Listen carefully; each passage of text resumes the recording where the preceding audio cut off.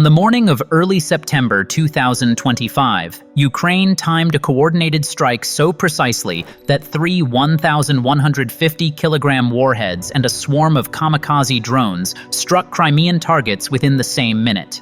Not by accident, but by design. This is the step-by-step technical account of how it worked, what systems were targeted, and why the defenses failed to stop it. At 700 hours from the Odessa coast, 3 Flamingo cruise missiles were launched and began their inbound profiles toward the Crimean Peninsula.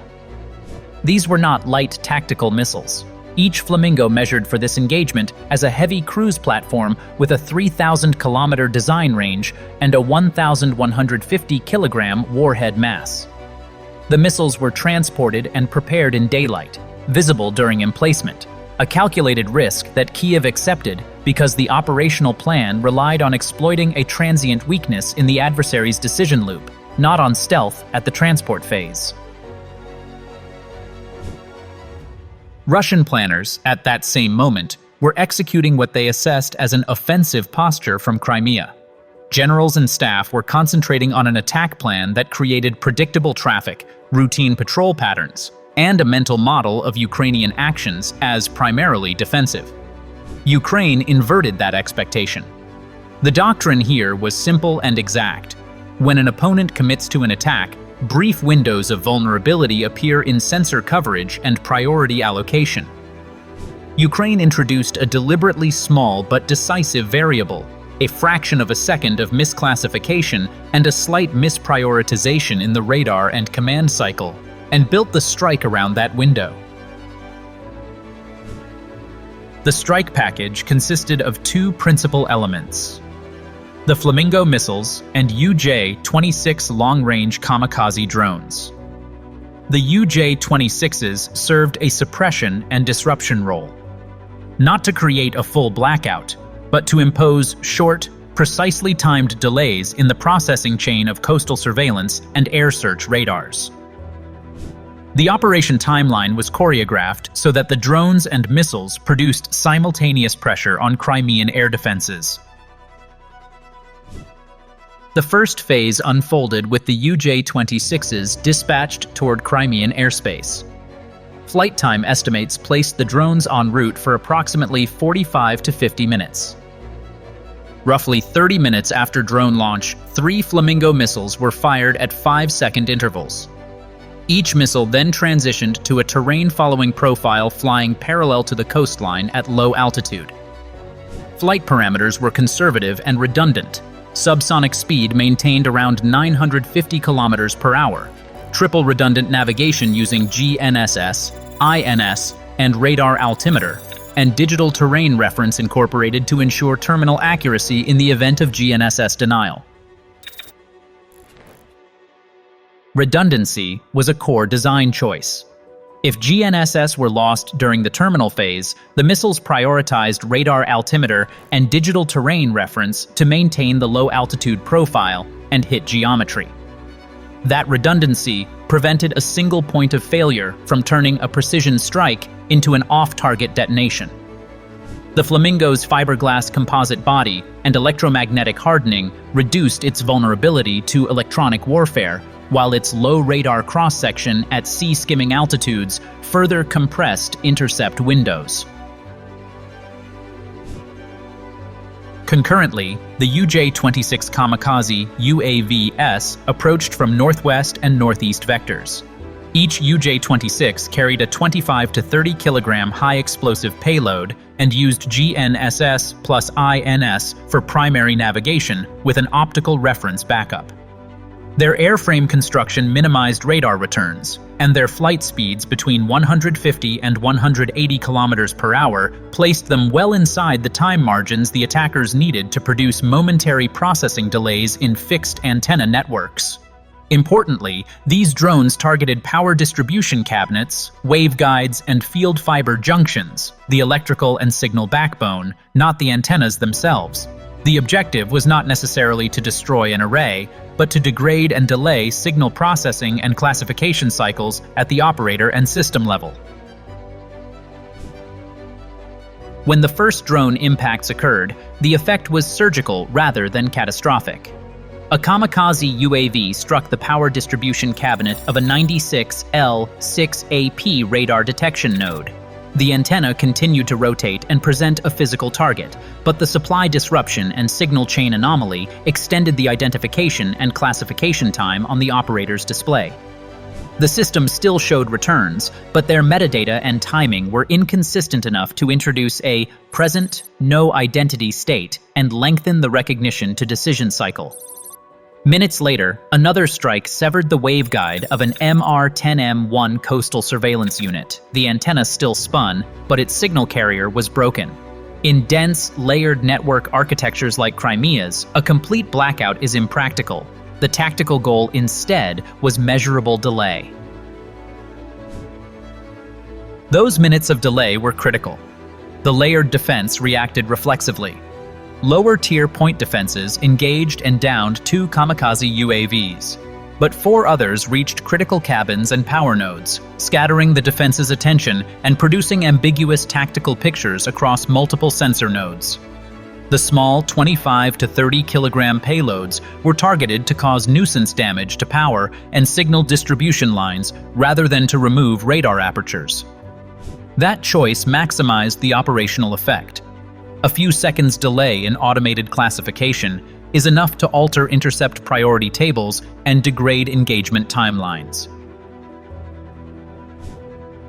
With the sensor processing and communications chain degraded, the Flamingo missiles executed their terminal profiles.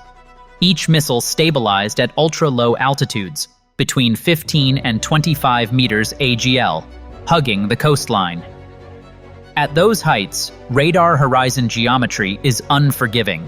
A 20 to 30 meter target is effectively invisible to fixed long-range search radars until it is roughly 20 to 25 kilometers from the site due to Earth curvature.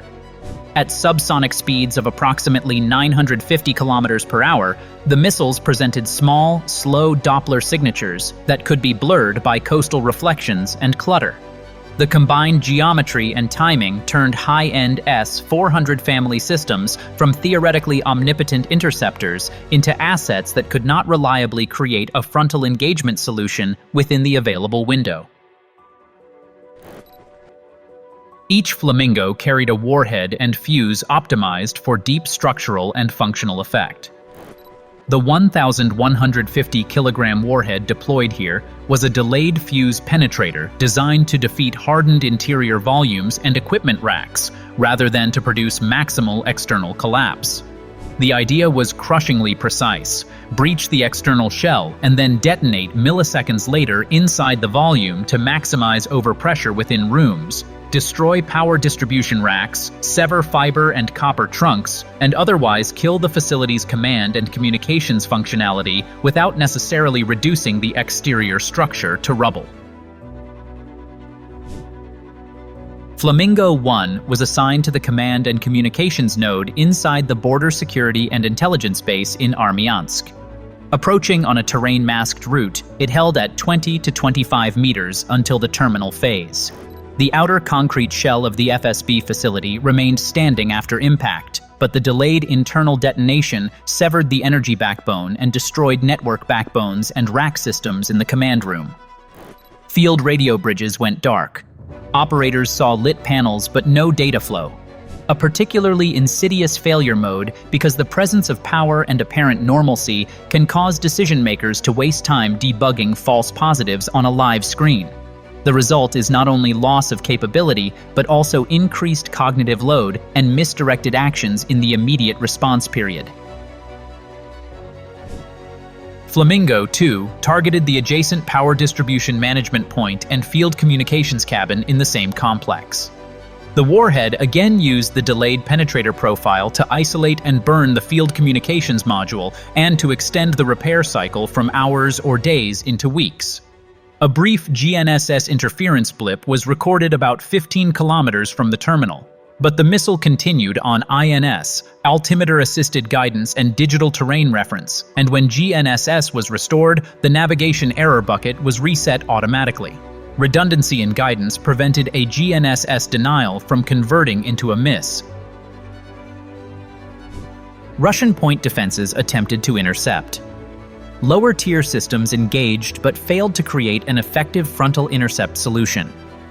City reflections, clutter, low altitude, and the limited intercept window meant that even when a battery fired, the geometry produced no reliable closure. One battery fired 2 interceptors at Flamingo 1, but lacked a continuous lock required for forward intersection. The consequence, although the physical facility remained largely intact from the outside, its command function and network backbone were destroyed. Flamingo 3 proceeded toward Sevastopol, where its aim points were deliberately chosen to produce operational friction in the harbor. The missile targeted a small pier where patrol boats were moored, striking a fuel supply manifold and a small command cabin. The objective is logistical paralysis. Sever the fuel lines and damage mooring infrastructure so vessels cannot sortie even if seaworthy.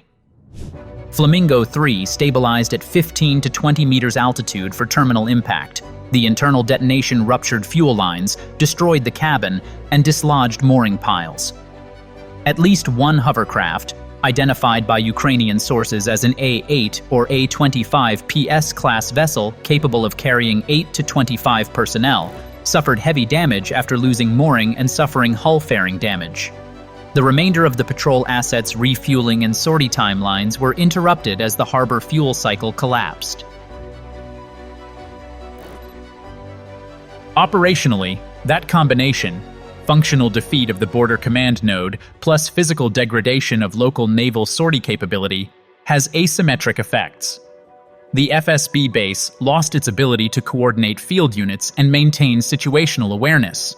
The port lost immediate operational use of at least one fast patrol craft and suffered a significant logistical interruption that increased the time and manpower required to restore routine naval patrols.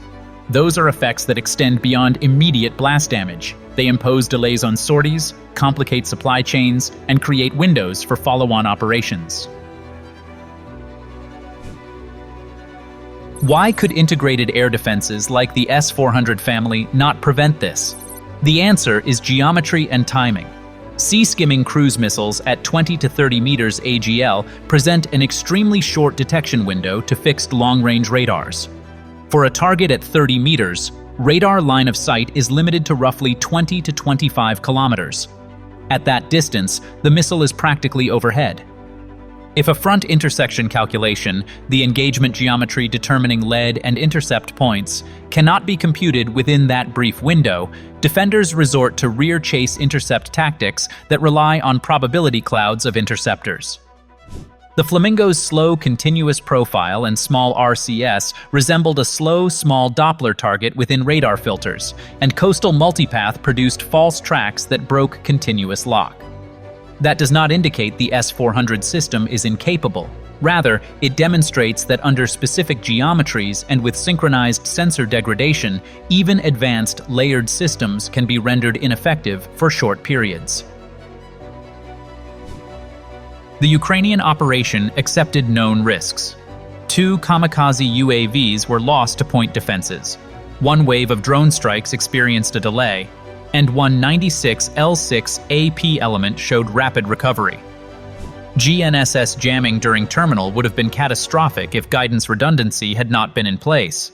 A miss by tens of meters would have turned an internal detonation into an external blast, reducing functional lethality. Kyiv hedged these risks with multiple redundancies: inertial navigation, altimeter, and digital terrain reference for each missile, distributed target sets applying the 2 critical points rule rather than a single monument target, and time-on-target discipline across the strike package so that multiple effects arrived within the same engagement window. In the final assessment, no chain of errors materialized. All 3 Flamingo missiles met their assigned aim points, and the UJ-26 drones achieved the required delays in the sensor and communications chain. Damage assessments indicate the FSB border base lost its command and control function as the power backbone and field communications cabin were destroyed. The Sevastopol pier head collapsed. Fuel lines were severed, at least one patrol vessel was disabled, and the fuel cycle for remaining vessels was interrupted. The concentrated warhead mass and delayed penetrator fusing proved sufficient to achieve single-strike functional paralysis of hardened volumes and critical infrastructure. What follows next for the defenders is predictable. Reorganize sensor nodes with redundant power and fiber signal plans. Deploy mobile capture antennas and low-altitude intersection geometry solutions. And integrate mobile wideband power supplies and backup fiber routes to reduce the effectiveness of targeted, blinding strikes. Until those steps are fully implemented and tested, the small but decisive gaps introduced by low-altitude, time-on-target profiles and carefully placed electronic/physical disruption will continue to be exploitable in minutes-long windows. This engagement is a textbook case in combined effects planning. Synchronize small, relatively low-cost assets, 25 to 30 kilograms kamikaze UAVs, to create operational frictions, then channel heavier, high-lethality strike assets, 1,150 kilogram Flamingo warheads, through the resulting gaps. It is not glamorous. It is arithmetic, geometry, and precise timing. The result of the strike was measurable. Command nodes rendered functionally blind, port operations degraded, and a layered air defense suite temporarily denied the continuous locks it needed to intercept.